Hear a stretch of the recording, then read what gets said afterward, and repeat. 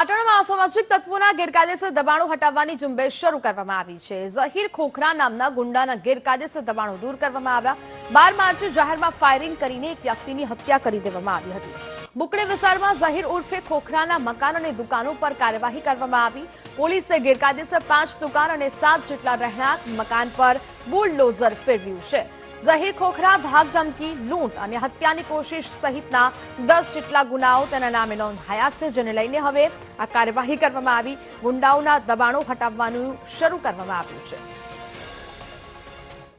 પાટણ જિલ્લાની અંદર એટલે કે પાટણ શહેરમાં અત્યારે દાદાનું બુલડોઝર ફરી રહ્યું છે। દ્રશ્યો બતાવવા માંગીશ કે પાટણ શહેરનો કુખ્યાત હિસ્ટ્રી સીટર જે છે ઝહીર ખોખરા અને ઝહીર ખોખરાનું જે આશિયાનું છે ત્યાં ગાડી જેને ધાક ધમકી આપીને જે લોકોની જમીન હતી તેની ઉપર તેને પોતાનું આશિયાનું બનાવી દીધું। આ જ આશિયાના ઉપર અત્યારે પોલીસનું બુલડોઝર ફરી રહ્યું છે। એટલે કહી શકાય કે પાટણ શહેરમાં તાજેતરમાં બુકડી વિસ્તારમાં ઝહીર ખોખરા દ્વારા ફાયરિંગ કરવામાં આવ્યું હતું અને ફાયરિંગની અંદર એક વ્યક્તિનું ઘટના સ્થળે મોત નીપજ્યું હતું। એટલે કહી શકાય કે સમગ્ર બુકડી વિસ્તારની અંદર તેના દ્વારા ધાક ધમકી આપીને 5 થી વધુ જે દુકાનો તેને બનાવી હતી અને 7 થી વધુ જે ગેરકાયદેસર મકાનો બાંધ્યા હતા। આ તમામ મકાનો ઉપર અત્યારે દાદાનું બુલડોઝર ફરી રહ્યું છે। એટલે કહી શકાય કે જેટલા પણ હિસ્ટ્રી સીટર પાટણ શહેરમાં વસી રહ્યા છે કે પાટણ જિલ્લામાં વસી રહ્યા છે, તમામ જે હિસ્ટ્રી સીટર ગુનેગારો છે તેઓની ઉપર અત્યારે બુલડોઝર ફેરવવાની કામગીરી હાથ ધરાશે। એટલે પરંતુ હાલ તો જે રીતે પાટણ શહેરની અંદર જે ઝહીર ખોખરા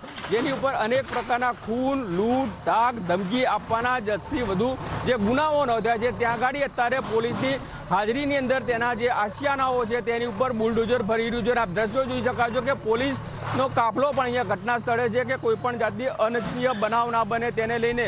બીજી બાજુ તેને જે તમામ જે જીવન જરૂરિયાત ચીજ વસ્તુઓ હોય છે એટલે કે ઘર વખરી હોય છે તેના પણ દ્રશ્યો જોઈ શકાય છે કે અહીંયા બહાર ખડકી દેવામાં આવે છે અને જેના તેના મકાનો છે તેની ઉપર અત્યારે બુલડોઝર ભરી રહ્યું છે। એટલે કહી શકાય કે ઝહીર ખોખરા દ્વારા થોડા સમય પહેલા જ આ જ બુકડી વિસ્તારની અંદર ધોળા દિવસે ફાયરિંગ કરવામાં આવ્યું હતું અને ફાયરિંગમાં એક વ્યક્તિનું ઘટના સ્થળે મોત નીપજ્યું છે। એટલે કહી શકાય કે ગુનેગારોને ઉપર અત્યારે પોલીસ દ્વારા લાલ આંખ કરવામાં આવી છે અને તેઓના જે આશિયાના હોય છે તેઓની ઉપર અત્યારે બુલડોઝર ફરી રહ્યા છે।